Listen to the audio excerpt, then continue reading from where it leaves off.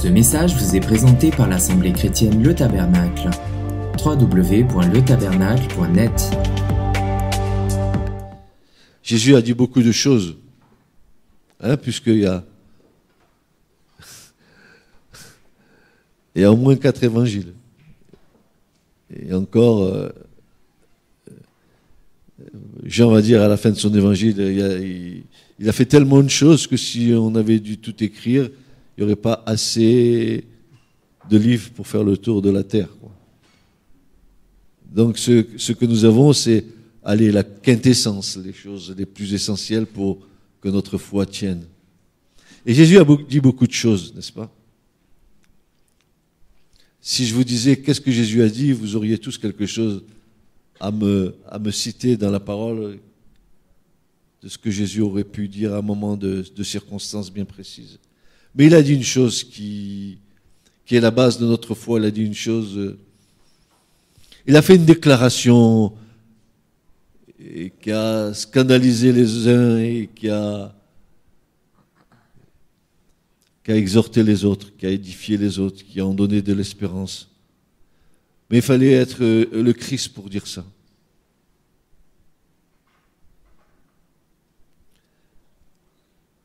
Voici ce qu'il va d'abord déclarer à Jean dans l'Apocalypse, au chapitre 1 et au verset 17 à 18. C'est Jean qui voit le Christ glorifié.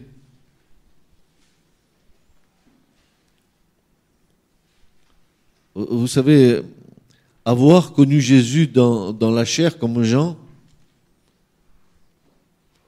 l'avoir suivi pendant tout son périple terrestre, avoir vu les miracles que Jésus a faits, avoir entendu les paroles du royaume comme Jean a entendu, s'être penché sur le sein du Christ au moment du repas pascal de Pessah, avoir été en communion intime avec le Seigneur. Tout cela aurait dû rassurer Jean quand il voit la vision du Christ ressuscité. Mais voilà, c'est plus le Jésus dans la chair, c'est Jésus dans la puissance de la divinité. Et quand le Christ se présente devant Jean, Jean il tombe comme mort par terre.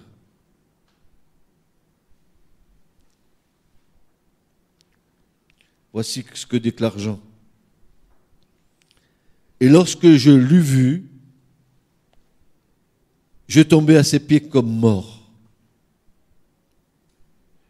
Il mit sa main droite sur moi en me disant, ne crains pas, ne crains point.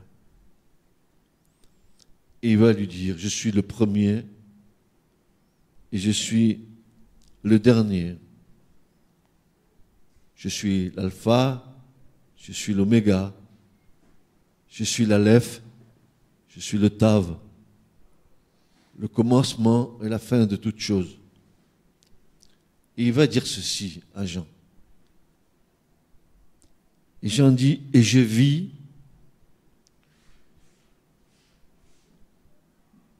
il entend les paroles de Jésus, Jésus lui dire, et je vis, mais j'ai été mort.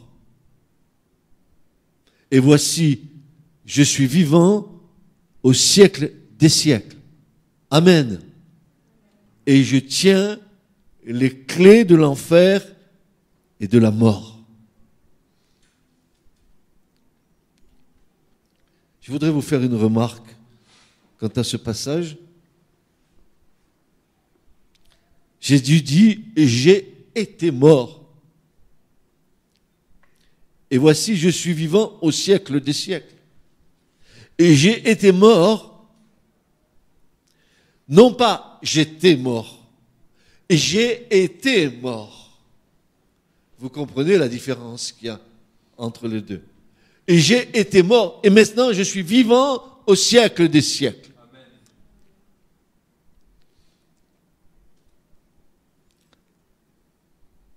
J'en crois ça. Jean croit, parce que Jean a vu le tombeau vide. Jean a vu le Seigneur ressuscité. Il l'a vu, il avait l'âge de 17, 18 ans maximum, Jean était très jeune. Mais là, c'est 90 ans qu'il avait. À Patmos, en déportation.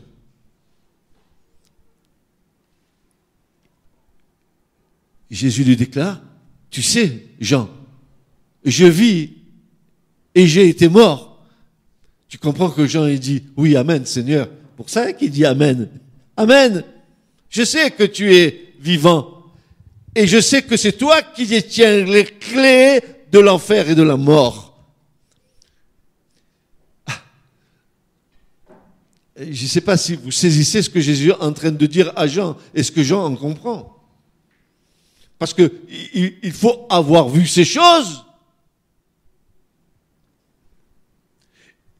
Il a fallu être témoin de la résurrection de Lazare. Ça fait 4 jours, il est dans le tombeau, ils sont mauvais. Ne t'ai-je pas dit que si tu crois, tu verras la gloire de Dieu? Et il va faire une déclaration qui va scandaliser les uns. Il va dire, je suis la résurrection et la vie. Devant tout le monde. Quelle audace!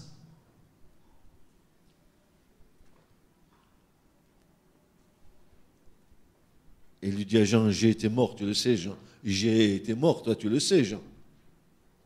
Toi, vous le savez, mes frères et sœurs, il a été mort, mais maintenant, il est vivant au siècle des siècles. Jésus lui dit à Marthe, ton frère ressuscitera. Marthe lui dit, je sais. Ah. Marc savait. Marthe savait. Est-ce que tu sais? Est-ce que tu sais qu'il va avoir une résurrection? Pas une, mais 2 résurrections. On va en parler de ça.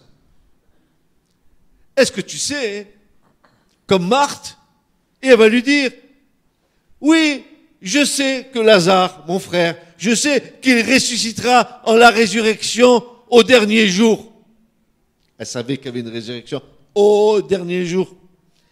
Jésus lui dit, je suis la résurrection et la vie. Celui qui croit en moi, encore qu'il soit mort, vivra. Mais Église, tu entends ces paroles? Mais ça t'ébranle pas? Moi, ça m'ébranle, j'entends ça, je suis ébranlé à l'intérieur. Regardez cette certitude de Jésus qui me communique ça ce matin. Celui qui croit en moi, encore qu'il soit mort, il vivra. Pensons à tous nos morts qui sont morts dans la foi. Parce que l'Écriture nous dit là qu'ils sont morts, mais Jésus dira à lui qu'ils dorment. Les uns sont morts, les autres dorment. Ah, c'est pas la même mort. Parce qu'il sait que le Seigneur, que ceux qui dorment, à un moment donné, on peut les réveiller. D'accord. Voyez-vous, il dit, quiconque vit et croit en moi ne mourra jamais. Crois-tu cela, Marthe? Et crois-tu cela, Église, ce matin? Amen. Puis, cette déclaration de Marthe, cette foi puissante dans son Seigneur, cette assurance qu'elle avait dans son cœur, cette confiance qu'elle avait en Christ, elle va répondre, oui, Seigneur, je crois que tu es le Christ, le Fils du Dieu qui devait venir au monde. Église, avec moi ce matin, dis, oui Seigneur, Oui, Seigneur, je crois je crois que tu es le Christ, que tu es le Christ, le Fils de Dieu, le Fils de Dieu, qui devait venir dans le monde. qui devait venir dans le monde.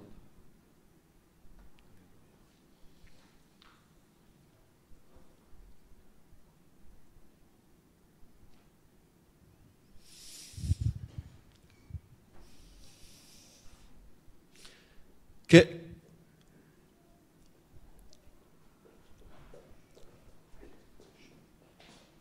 ce Christ qui se présente à nous en tant que Fils de l'homme, car il a laissé l'éternité pour venir dans le terrestre, il s'identifie à l'humanité.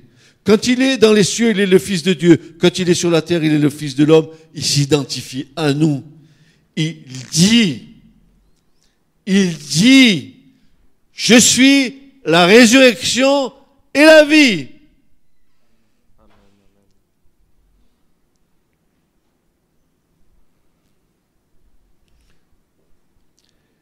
Voici une déclaration accompagnée d'une affirmation osée. Il ose dire au peuple qui est là, je suis la résurrection et la vie. C'est osé, parce que ce que tu dis, il va falloir que tu l'accomplisses. Une déclaration qui ose affronter les interrogations de l'homme devant la mort. Mais s'il dit qu'il est la résurrection, et si je meurs, alors il y a une espérance pour moi d'être ressuscité.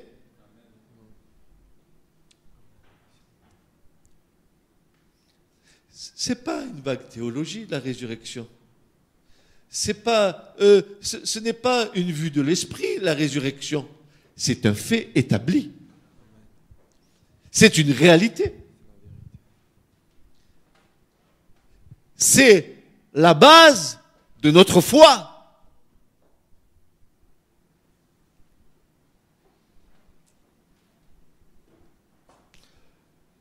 Une déclaration qui ose affronter les interrogations de l'homme devant la mort, une déclaration qui ose interpeller notre foi.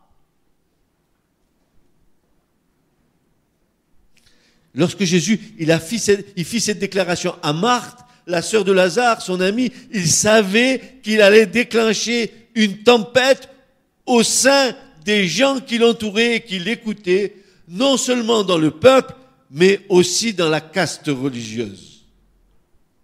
Il savait que ce qu'il allait dire, c'était comme s'il donnait un coup de pied dans la fourmilière. Tu aurais cru, toi, à la parole du Seigneur ? Tu vas être comme Thomas, tu vas dire, si je ne vois pas, je ne crois pas. Comme il y a Thomas ce matin ici.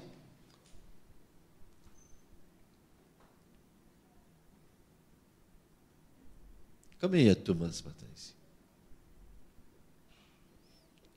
Et quand Jésus va se présenter au milieu des disciples, alors que la porte est fermée, qu'ils sont tous enfermés par crainte des Juifs, n'est-ce pas? Jésus se présente devant eux. Regardez, c'est moi. Et quand il dit c'est moi, attention, il dit pas c'est moi, c'est toi, c'est vous. C'est moi, je suis l'Éternel. C'est moi, regardez. Regardez mes mains. Regardez mes pieds. Regardez mon côté percé. Mon Seigneur, c'est lui. C'est le Rabouni. C'est Maître, tu es là. Et puis, Jésus repart. Arrive Thomas. Tiens, Thomas, ça peut être Katia. Ça peut être Rémi. Ça peut être Lorenzo. Moi, c'est je vois pas, il faut que je touche. Vous savez, il faut que je touche. Ah, tu es bien réel, hein, Francis? Touche. Si je vois pas, je crois pas. Nous avons vu le Maître. Non. Moi, si je vois pas, Tu peux me la raconter? Non, je ne crois pas. Ah bon? Le lendemain soir, même heure, même rendez-vous de prière, tous rassemblés, les portes fermées, personne ne peut entrer. Voilà que Jésus réapparaît au milieu de la chambre. Et Thomas, eh bien, il est là. Thomas, il voit c'est lui. Jésus dit, tiens, viens, Thomas, viens. Viens, Katia, viens. Mets tes mains dans mon côté percé. Tiens, regarde, ce sont mes mains. Regarde les traces des clous dans mes mains. Et Thomas, il tombe par terre devant le Seigneur. Il dit, mon Seigneur et mon Dieu. Il le reconnaît. Et Jésus va lui dire, Katia, bienheureux celui qui croit sans avoir vu. Rémi, bienheureux celui qui croit sans avoir vu. Lorenzo, bienheureux celui qui croit sans avoir vu. Il n'a pas dit heureux. Quand il dit bienheureux, le Seigneur, c'est la félicité éternelle. C'est comme si tu étais déjà dans le ciel avec lui. Parce que tu as vu, tu as cru. Beaucoup de chrétiens sont des Thomas. Pourtant, la résurrection, c'est la base de notre foi. Si tu ne crois pas à la résurrection, tu es perdu. On va le voir. Thomas, lui, il a vu. Il a mis même, tu as compris, même le doigt. Le côté percé. Regarde, viens Thomas, viens. Regarde, c'est moi. Alors je me dis que si Thomas n'avait pas été là, il aurait fallu l'inventer. Parce qu'il y a des Thomas en pagaille dans les églises. Oh oui, c'est bien, il a dit la résurrection. Bon, c'est bien, oui. Ouais, la résurrection. Mais de toute façon, moi, à partir du moment où j'ai confessé Jésus comme Seigneur, ça y est, c'est bon. Hein, voilà ma gloire, je suis sauvé. Mais attends, mon œil, tu vas voir que tout à l'heure que l'histoire, elle n'est pas pareille. Parce que la parole de Dieu, elle dit pas que des petits morceaux. Elle donne un panoramique de ce qu'est le salut. Et certains croient parce qu'ils disent Jésus qu'ils sont sauvés, mais ils n'ont rien compris, quoi. Rien compris. Et Jésus va dire, celui qui croit en moi, qui croit en Jésus ce matin,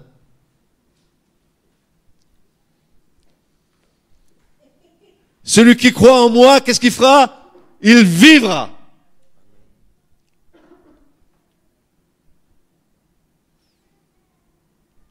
Vous avez la vie éternelle en vous. Vous le savez, ça? Celui qui croit en moi, dira Jésus, il a la vie éternelle. Il est passé de la mort à la vie. Que j'aime la parole. Celui qui croit en moi vivra. Par cette affirmation, le Maître semble faire consister le salut exclusivement dans le fait de la foi. Il faut que tu crois. Tu crois. Croire dans son cœur. Et confesser de sa bouche. Ce que Jésus déclarait devant la foule, pouvait-il le réaliser? Ah oui, je suis la résurrection. Vous savez, les chrétiens, moi, je suis prophète, je suis ci, je suis beaucoup de choses. Ouais, mais attends. Maintenant, je veux voir si c'est vrai que tu dis que tu es un prophète. Je veux voir si tu es un prophète. Sinon, je dis à l'église, viens, on sort dehors, prenez des cailloux, lapidez-le.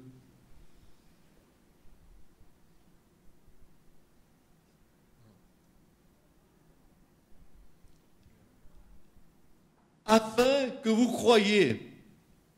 Et Jésus, dans l'évangile de Jean, il va toujours mettre en avant cette affirmation. Par exemple, en Jean 13, 29, Jésus va dire, je vous dis ceci dès maintenant, et avant qu'il arrive, je vous dis ceci dès maintenant, et avant qu'il arrive, afin que quand il sera arrivé, vous croyez que c'est moi que le Père a envoyé. Que vous croyez que c'est moi que le Père a envoyé.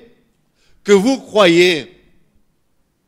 Jean 13, 29. Jean 14, 29. Maintenant, je vous l'ai dit, avant que cela soit arrivé, avant, je vous dis que je suis la résurrection et la vie, et avant que cela soit arrivé, afin que quand cela sera arrivé, vous croyez.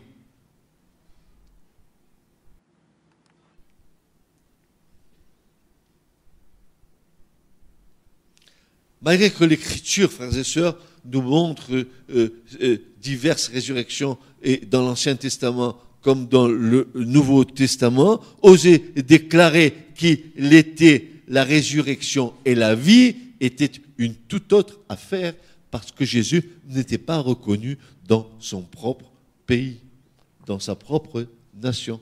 Et c'est ce que dit l'Écriture, un prophète n'est jamais reconnu dans sa propre famille, dans sa propre nation.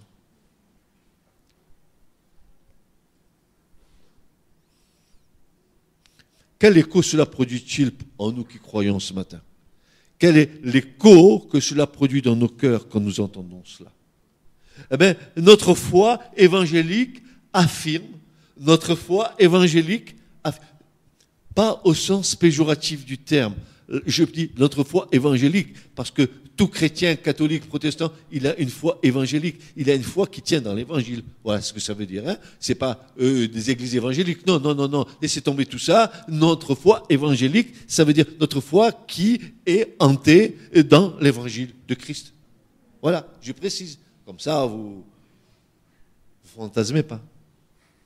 Notre foi évangélique affirme que si nous confessons Jésus-Christ comme Seigneur et Sauveur, entre parenthèses, avec tout cela, avec tout ce que cela implique, en pesant les mots Seigneur et en pesant le mot Sauveur et en relation avec tout ce que nous vivons journellement dans cette relation. Alors tu comprends? Oh, il est Sauveur, il est Seigneur. Et dès que je sors, je fais la bringue. Oh, il est Sauveur, il est Seigneur. Et puis je fais n'importe quoi. Non, non. Quand tu le confesses, Seigneur et Sauveur, en relation avec tout ce que tu vis journellement,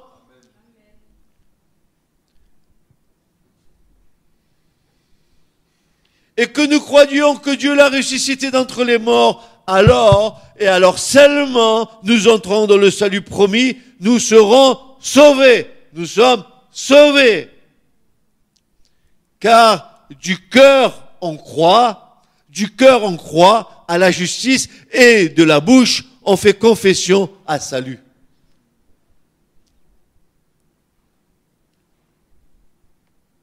Je confesse parce que dedans je crois. Ça c'est en harmonie entre ce qu'elle a et ce que je vais dire.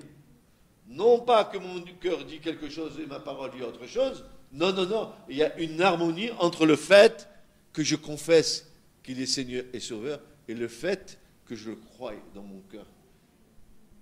Deux éléments essentiels à la confession de notre foi, le cœur et la bouche, et non pas la bouche et le cœur. D'abord le cœur et après la bouche. Pas la bouche et après le cœur. Voici donc un fait établi, une colonne du royaume de Dieu posée. Nous allons voir maintenant quelle importance a la résurrection dans le royaume de Dieu. D'abord, nous devons comprendre ce que veut dire résurrection. C'est un mot grec que nous avons dans le Nouveau Testament, mais aussi que nous allons voir dans l'Ancien Testament, n'est-ce pas? Parce que dans le Nouveau Testament, quand Jésus va parler, c'est en grec, mais Jésus n'a pas parlé le grec. Hein. Je regrette, il a parlé l'hébreu à un moment donné, ou l'araméen, hein, n'est-ce pas? Donc on va voir les deux termes. D'abord, il y a le premier mot anastasis, qui veut dire se lever du milieu des morts. Par exemple, comme Lazare se levant de la mort, ou encore dans Ézéchiel 37, cette vision où on voit Israël ressuscité, les eaux commencer à se reformer et tout un peuple se lever, quoi. la résurrection d'Israël. Alors, dans l'hébreu, c'est un substantif, c'est un mot qui est un mot qui est plus fort qu'Anastasie, c'est komi. Quand Pierre a été devant Tabitha, n'est-ce pas, qu'elle était décédée dans les actes, il va lui dire, Tabitha, komi, lève-toi, komi, c'est un ordre, lève-toi. Comme il a dit à Lazare, Lazare, lève-toi. Lève-toi veut dire, ressuscite, reçois la vie. Et même si tu pues au bout de 4 jours, si Jésus te donne la vie, tu vas être normal. Quoi? Il est capable de... Il n'est pas le Dieu Tout-Puissant. Amen. Il n'est pas celui qui commande aux éléments, les éléments lui obéissent. Il n'est pas capable de dire à la mer de se calmer, la mer se calme. Il n'est pas capable d'appeler par leur nom les choses, elles se présentent devant lui. Regardez, Job, quand tu créais, tu appelais les choses devant toi, elles se tenaient devant toi. Il disait une parole, mais quelle est cette puissance? Mais si Dieu est capable de faire cela, est-ce que c'est difficile pour lui de te faire ressusciter d'entre les morts? Mais tu sais, pasteur, hein, depuis que la création, là, combien il y a de morts sur la terre? Des milliards. Oui, mais Dieu les connaît tous. Tu sais qu'il a un livre? Philippe Palsier, je le connais. C'est moi qui l'ai fait venir dans cette génération. C'est marqué dans le livre. Et si tu n'es pas trouvé dans le livre, alors commence à t'inquiéter. Nous sommes tous dans le livre de vie de l'agneau. Tous. Marqués. Et le Seigneur se souvient de tous. Qu'est-ce qu'il est intelligent? Oui, mais c'est Dieu. Quelle mémoire il a? Oui, mais c'est Dieu. Tiens, lève le bout de ton nez. Regarde le ciel. Regarde. Nous, on est avec nos télescopes. On a découvert une planète elle est juste là. Tiens, quelle découverte. Et puis tu dis, oh, des galaxies, tiens, il y en a, ils cherchent des milliards des étoiles. Dieu les connaît toutes. Et chaque planète par son nom. Et chaque étoile par son nom. Il a préposé les anges pour ça dans le ciel. Alors, qu'est-ce que c'est que de te lever de la terre? Lève-toi. Il va y avoir des étonnements. On a fait de beaux cimetières. Il y a de belles tombes. Hein. On a fait des marbres. Regret éternel. À notre truc, à notre machin, à notre père bien-aimé. Mais ça va, tout ça, ça va péter. Tu as investi pour peu de choses. Il y en a qui disent, mais il ne va pas me trouver, je me suis fait cramer. Mais Dieu va te trouver. Il va te trouver. Et je parle pour ceux qui ont vécu des crémations dans des décès. Je parle parce que la crémation, c'est la chose la plus abjecte qu'on peut voir. Non seulement on crame ton corps, mais comme tu as la tête dure, on est obligé de la casser à coups de massue pour te réduire en cendres. Tu sais, la caboche, là, elle est dure jusqu'au bout. Hein. Et tu crois que Dieu n'est pas capable de te dire lève-toi? D'ailleurs, il y a des frères qui disaient, il y a bien longtemps, je vous parle de ça longtemps, ils disaient, oh, si Jésus avait dit, au lieu de dire Lazare, il aurait dit, mort, levez-vous, ils seraient tous ressuscités. Il l'appelait par son nom, pour que lui ressuscite. Sinon, ils seraient tous levés.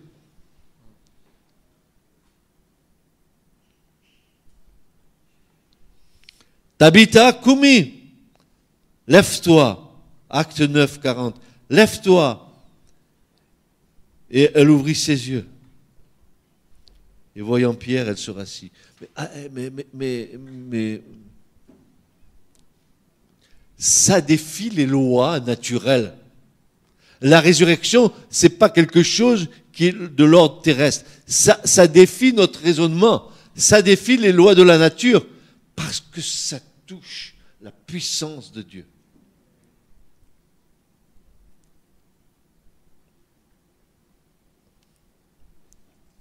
Alors, dans le contexte où Jésus vivait, au moment où Jésus vivait, il y avait là plusieurs nations qui étaient autour des Hébreux. Il y avait d'abord les Romains.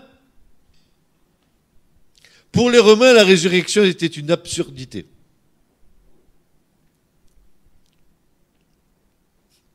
Quant aux Juifs, ils étaient partagés à ce sujet.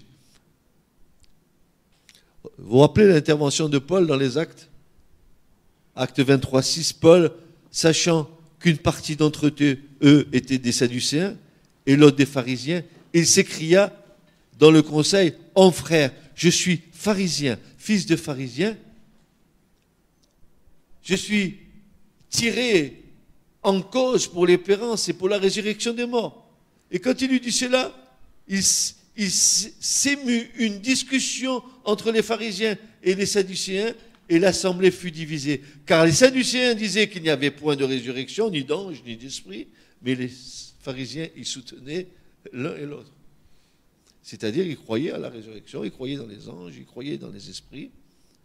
Il se fit un grand... Alors, quand Jésus dit « Je suis la résurrection et la vie », alors, dans notre jargon du XXe siècle, les Romains diraient « Lui, il a pété un plomb ». C'est exactement ça qu'ils auraient dit. Il est fou, ce type. Allez, à la colombière. Et puis les gens religieux, ils auraient dit, mais... Ah non, non. Les uns disent, je crois. Les autres, ils disent, ah non, moi, je ne crois pas. Il y avait des Thomas et il n'y avait pas de Thomas. Il y avait des gens qui croyaient et des gens qui ne croyaient pas. Mais c'est étonnant que les pharisiens et les sadducéens se bagarrent pour une telle chose. Paul, il était fort. Hein. J'aurais pas voulu l'affronter à Paul. Qu'est-ce qu'il il les a mis en zizanie. Il a détourné l'objet. Et il va faire en sorte que pour annoncer que Jésus est la résurrection et la vie. Nous comprenons ce matin, frères et sœurs, la difficulté qu'il y a concernant la résurrection. Parce que c'est pas quelque chose qui est naturel à l'homme. Et puis, ça fait un moment qu'il n'y a pas de résurrection. Quoique, dans certains pays, il y a des témoignages que des gens ont ressuscité par le moyen de la foi. Hein, je parle en Christ. Mais viendra un temps où tout le monde verra les choses. Alors, les uns comme les pharisiens affirment qu'il y aura une résurrection des morts à la fin des temps, car Dieu ne peut pas laisser le juste dans la mort. Ça, c'était la position de Marthe. Je sais, Seigneur, qu'il ressuscitera au dernier jour. C'était la position de Marthe, la sœur de Lazare et la sœur de Marie. Et les autres, comme les Sadducéens, s'opposent dans ce domaine aux pharisiens. Et nous allons remarquer que Marthe est au courant d'une résurrection des morts au dernier jour. Aussi, lorsque les ennemis de Jésus l'entendent dire que la mort n'a pas de pouvoir sur lui, ils cherchent à le faire taire, voire à l'éliminer.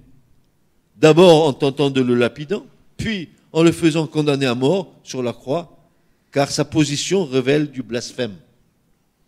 Quand il dit ça, je suis la résurrection et la mort, Jésus blasphème, il s'octroie le nom de son Père. Il dit je suis. Quand il dit je suis, c'est là l'astuce dans l'écriture. Il dit pas je suis comme tu dis, je suis Philippe, je suis Julien. Non, il dit je suis l'Éternel. Je suis l'Éternel, la résurrection, parce que je suis l'Éternel, la vie. Tu comprends? Je suis celui qui suis. Je suis celui dont il est écrit, je vis éternellement. Il n'y a point d'autre Dieu que moi. Je suis le principe de la vie. Et la mort est contraire à Dieu. Dieu n'avait pas créé Adam et Ève pour la mort, il les avait créés pour la vie éternelle.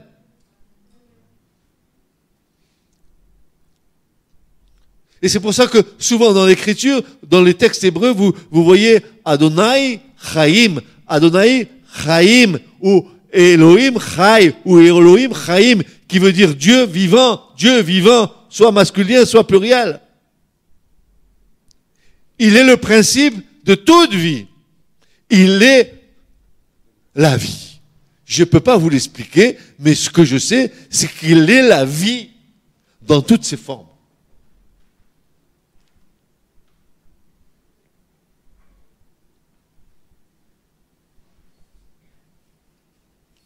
Remarquons que Marthe est au courant d'une résurrection des morts au dernier jour, alors que les ennemis de Jésus vont l'accuser de blasphème. Lorsque les femmes, au matin de Pâques, trouvent le tombeau vide, ni elles, ni les disciples ne pensent qu'il est ressuscité. Oh, ils vont voir un mort au tombeau. Ils ne pensent pas qu'il est ressuscité, et pourtant il leur avait dit. Pourtant, je vous dis ce matin que certains d'entre vous ressusciteront.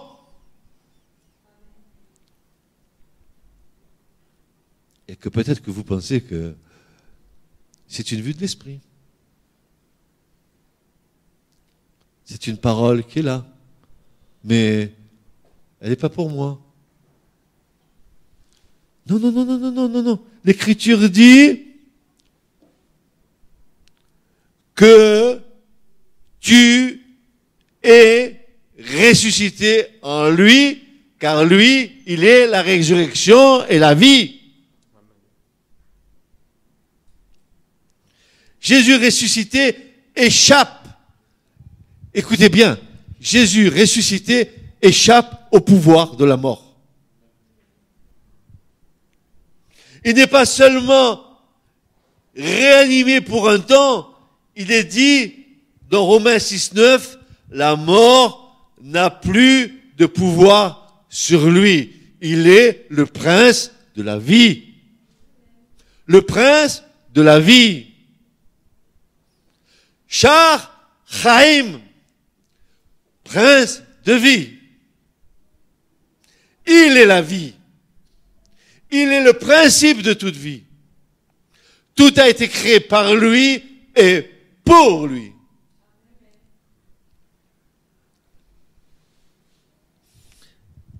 Il ne se réincarne pas dans un autre élément de la nature. C'est bien lui, le même que celui que les disciples ont connu, qu'ils ont accompagné sur les routes de Galilée et de Judée, qu'ils ont entendu enseigner et vu soulager les misères de ceux qui venaient à lui. C'est lui, Jésus, qui leur apparaît maintenant dans son corps glorieux, comme le dit tous les fins d'évangile. Il est ressuscité. Certes, la résurrection, elle fait fi des contraintes spatio-temporelles. La résurrection, elle n'est pas limitée au temps de la terre. Ça vient d'en haut, de ce qui est éternel. Ça n'a rien à voir avec en bas. Ça vient d'en haut.